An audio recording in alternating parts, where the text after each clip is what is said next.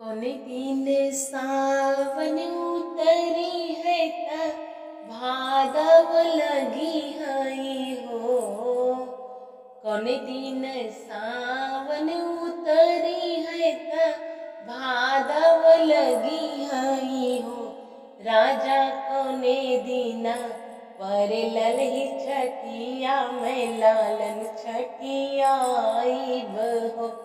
राजा कौने दीना पर ललही छठिया में लालन छठिया आईब हो।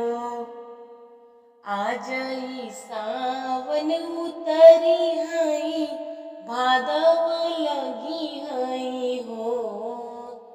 आजई सावन उतरी हई भादव लगी हई हो। रानी कालई पड़े ललही छठिया ललन छठिया बहू। रानी बिहनई पर ललही छठिया ललन छठिया बहू। केलाई तिनिया के चाउर का दहिया भैंसिया के हो।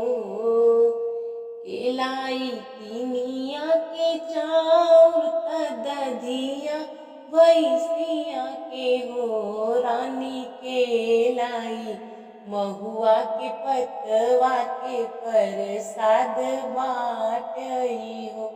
रानी केलाई महुआ के पात के प्रसाद बाटई हो। तुही राजा लौबतिनिया चाउर त दहिया भैंसिया के हो। तुही राजा लौबतिनिया चाउर त दहिया भैंसिया के हो।